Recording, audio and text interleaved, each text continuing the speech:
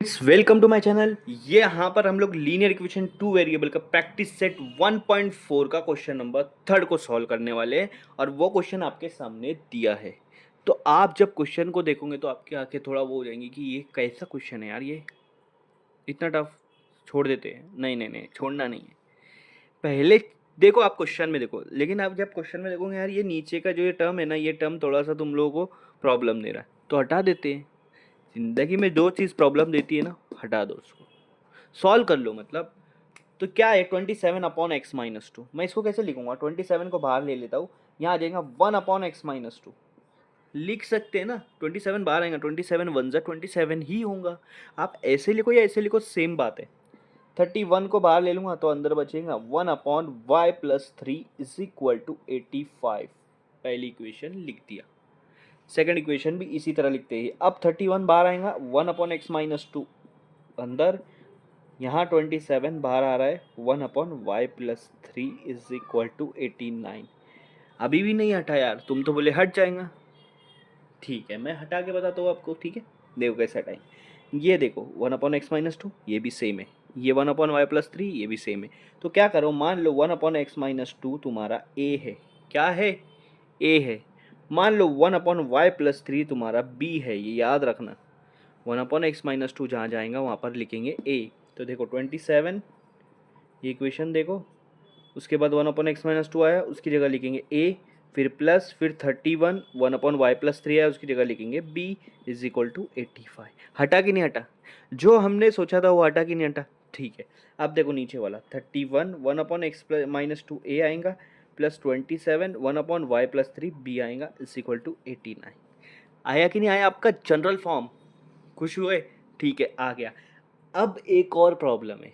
Problem हम धीरे धीरे सॉल्व करेंगे।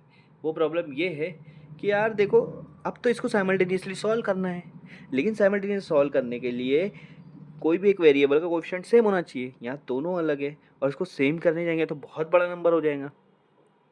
समझ में आ रहा है ना? तो देखो यहाँ पर ऐसा क्वेश्चन आता है, ये नंबर और ये नंबर सेम होता है, ये नंबर और ये नंबर सेम होता है, तो तब इन दोनों को ऐड करो। क्या करो? ऐड करो, प्लस कर दो। अब देखो 27 और 31 को ऐड करूंगा, मेरा आंसर आ जाएगा 58a। इन दोनों को ऐड करूंगा, मेरा आंसर आएगा 58b। इन दोनों को ऐड करूंगा, मेरा आंसर आएगा 174। क्या आ रहा है? 174। अभी क्या करेंगे, 58 कॉमन निकाल दो। जो आपको लग रहा है कि हाँ ये हो सकता है तो वो करते बैठो। 174। अब 58 को मैं वो साइड लेकर चला जाऊंगा, a+b = 174 के नीचे आ जाएगा 58 डिवाइड में, क्योंकि इधर मल्टीप्लाई में है 58। अभी देखो 50 और 174, 174 अगर 50 का टेबल करेंगे तो 50 100 150, 150 के आसपास है ये, मतलब 3 पे। 50 को 3 से मल्टीप्लाई करूँगा 150, और ये जो बचा हुआ 8 उसको 3 से मल्टीप्लाई करूँगा तो 24। 150 + 24 कितना हुआ? 174। तो 58 वन ज़ा 58 थ्री ज़ा। आप करके देखो तो आपका आंसर आएगा a+b = 3। ये आपकी एक इक्वेशन आ गई। क्या आ गई? इक्वेशन। देखो ये इक्वेशन को मैं इस इक्वेशन में कन्वर्ट कर दिया। समझ में आ रहा है? हाँ, अब एक और इक्वेशन निकालना है, तब जाके हम लोग को साइमल्टेनियस इक्वेशन सॉल्व करना पड़ेगा। इस तरह की एक और इक्वेशन हम लोग यहाँ पर निकालते हैं। सो देखो ये इक्वेशन वापस से आएगी। अब क्या करोगे? अब क्या करोगे? अब तो एक बार प्लस कर दिया था तो एक इक्वेशन निकल गई। अब क्या करोगे फिर से? तो अब करना है सब्सट्रैक्ट, माइनस। अब सब्सट्रैक्ट करने के लिए देखो एक चीज़ याद रखो, जब भी सब्सट्रैक्ट कर रहे हैं ना तो दूसरी वाली इक्वेशन की साइन चेंज। 31a प्लस में था माइनस, 27b प्लस में था माइनस, 89 प्लस में था माइनस। खत्म, बस अब सब्सट्रैक्ट हो जाएगा। 27 माइनस 31 क्या होगा? -4a। 31 में से 27 गया, +4b, बड़ा नंबर प्लस है। 85 माइनस 89 -4।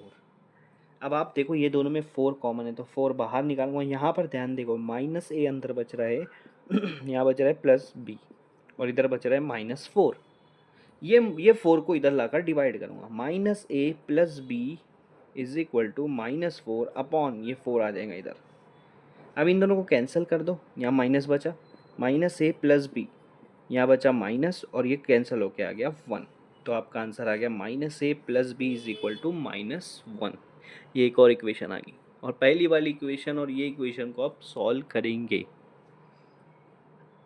सो देखो ये इक्वेशन हो गई, ये दोनों इक्वेशन हमने जो निकाला था a plus B is equal to 3 पहले आई थी और अभी आई minus A plus B is equal to -1। इसको वापस से साइमल्टेनियस आप इसको साइमल्टेनियस इक्वेशन से सॉल्व करेंगे तो प्लस ए माइनस ए कैंसिल हो जाएगा, b प्लस बी कितना हो जा रहा है 2b, 3 माइनस 1 2।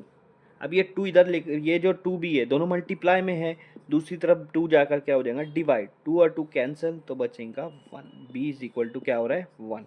तो b तो आ गया हमारे पास, अब आप निकालना है a। तो आप ऊपर से कोई भी एक इक्वेशन ले लो, ऊपर वाली ले लो, a plus B is equal to 3, b की वैल्यू डालो, यहाँ पे क्या है 1 है तो b की जगह पे 1 रख देंगे। अब ये 1 उधर लेकर चला जाओ तो उधर लेकर जाऊंगा तो माइनस हो जाएगा, तो a is equal to 3 minus 1 कितना होगा 2, a is equal to 3 minus 1 कितना होगा 2, तो a की वैल्यू आ गई 2 और b की वैल्यू आ गई 1। लेकिन अगर आप समझ रहे होंगे सॉल्व हो गया तो सॉल्व नहीं हुआ, क्वेश्चन में है x, क्वेश्चन में है y, तो x की y की वैल्यू निकालना है क्योंकि x वेरिएबल क्वेश्चन में x और y है, हमने तो ए बी उसको कन्वर्ट किया था।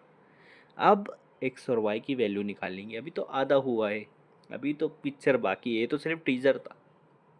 ध्यान से देखो क्या है 1/x-2 कितना आ रहा है a आ रहा है, ये हमने पहले पहले हमने ये पुट किया था कि 1/x-2 की जगह पर क्या रखना है a रखना है, तो a की वैल्यू क्या है 2, तो अभी इसको सॉल्व करेंगे 1/x-2 a के बराबर था, a की वैल्यू 2 आ गई। ठीक है ठीक है। अब मैं क्या करूँगा, ये जो x-2 है ना इसको 2 से मल्टीप्लाई कर दूंगा, मतलब ये वाला टर्म इधर लेकर चला जाऊँगा। देखो इधर 1 है इधर 2 है, ये x-2 2 के बाजू में आ जाएगा, तो ये हो जाएगा 2 इंटू एक्स 2x और 2 इंटू 2 4 हो जाएगा, लेकिन प्लस माइनस माइनस। ठीक है ठीक है। अब क्या करेंगे, नंबर एक तरफ -4 इधर चला जाएगा तो क्या हो जाएगा 1 है पहले से, -4 इधर आके +4 हो जाएगा और राइट साइड में 2x है, 4 + 1 कितना हो रहा है 5, 5 इज इक्वल टू 2x। अगर 2 इधर आकर डिवाइड हो गया तो क्या हो जाएगा 5/2, तो x की वैल्यू क्या आ गई 5/2, x की वैल्यू क्या आ गई 5/2, यही तो फाइंड आउट करना था। अब इससे y निकालेंगे, देखो 1/y+3 को हमने b माना था, ठीक है, b की वैल्यू क्या है यहाँ पर 1 है, ठीक है। सेम कंसेप्ट y+3 को उधर 1 से मल्टीप्लाई कर दो, y+3 को, अब क्या होगा y1 ज़ा y और 3 1 ज़ा 3। अब क्या होगा, नंबर को एक तरफ लेकर आओ, 1 इधर से पहले मौजूद है, +3 इधर आके -3 हो जाएगा, 1 - 3 कितना होगा 1 - 3 होगा, मैं ऐसे ही सॉल्व करता हूँ -2। अब ये कैसे सॉल्व किया, किसी किसी को समझ में नहीं आ रहा होगी, y की वैल्यू -2 कैसे आई, 3 में से 1 गया 2 बचा, बड़े की साइन माइनस, तो आप ऐसा भी लिख सकते हैं y इज इक्वल टू -2 और x इज इक्वल टू 5/2, ये आपका फाइनल आंसर है।